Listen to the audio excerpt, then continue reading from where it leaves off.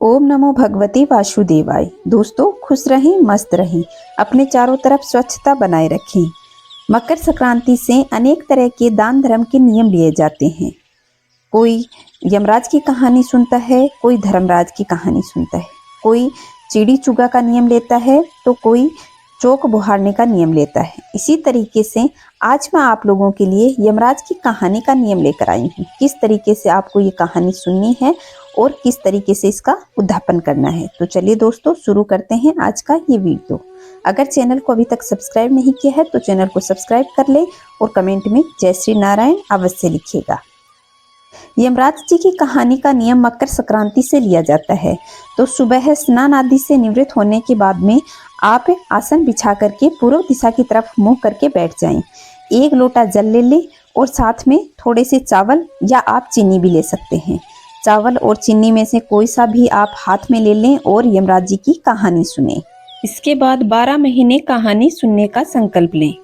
कहें कि मैं आगे आने वाली मकर संक्रांति तक नियम पूर्वक ये कहानी सुनूंगी। ऐसा करने से यमराज जी हमें और हमारे परिवार को कभी नहीं सताते हैं। तो इस तरीके से आप इस कहानी को सुने। फिर इसका जब मकर संक्रांति आती है तो इसका उद्धापन किया जाता है। तो आइए पहले हम यमराज जी की कहानी सुनते हैं।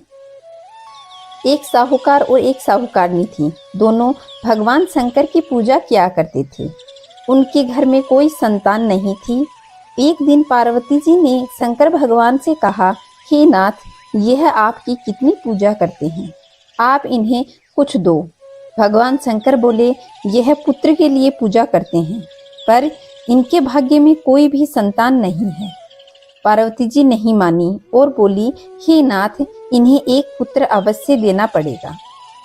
भगवान बोले, अच्छा, मैं इन्हें एक पुत्र दे दूंगा, परंतु उसकी आयु सिर्फ 12 वर्ष ही होगी। यह बातें साहूकार ने सुन ली थी।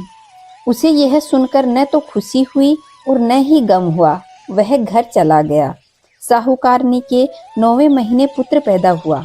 घर में खुशियां मनाई गई। साहूकार को कोई खुशी नहीं हुई। बेटा बड़ा हुआ तो साहूकारनी बोली कि मैं तो अपने बेटे का ब्याह करूंगी। साहूकार ने बहुत मना किया पर साहूकारनी नहीं मानी। तो साहूकार ने साहूकारनी को बता दिया कि हमारे पुत्र की आयु सिर्फ 12 वर्ष की है। तो वह बोली, कोई बात नहीं, इसकी शादी करके मैं अपने मन की निकाल लूंगी। साहूकार ने बेटे की शादी कर दी। बहू घर आ गई। उन्होंने बहू को सारी बात बता दी कि तेरे पति की आयु सिर्फ 12 वर्ष की है। बहू बोली, कोई बात नहीं पिताजी, मेरे भाग्य में जो होना होगा वो हो जाएगा। हम तीनों मिलकर पूजा किया करेंगे। तीनों मिलकर पूजा करने लगे। पुत्र की 12 वर्ष आयु पूरी हो गई। यमराज साहूकार के बेटे को लेने आए तो साहूकार बोला, मेरा पुत्र तो अपनी पत्नी के पास है। वह उसकी पत्नी के पास गया तो वह बोली, अभी तो मेरे पति ने कोई सुख नहीं देखा, न ही मेरे सास ससुर ने पोते का मुंह देखा है। मैं ऐसे कैसे भेज दूं? यमराज बोले, तेरे पति की आयु इतनी ही थी, वह भोग चुका है। वह बोली, भगवान, कोई ऐसा उपाय बताओ जिससे इनकी आयु बढ़ जाए। यमराज बोले, यमराज का फूका उठाकर रख दो, 1 वर्ष तक मेरी कहानी कहे। वो बोली, वो क्या होता है? भगवान बोले, यमराज का काला कंबल, लोहे का तसला, 5.25 रुपए उठाकर रख दे। वर्ष पूरा होने पर किसी गरीब को दे देना, इसकी आयु लंबी हो जाएगी। बहू ने ऐसा ही किया। उसके पति की आयु लंबी हो गई।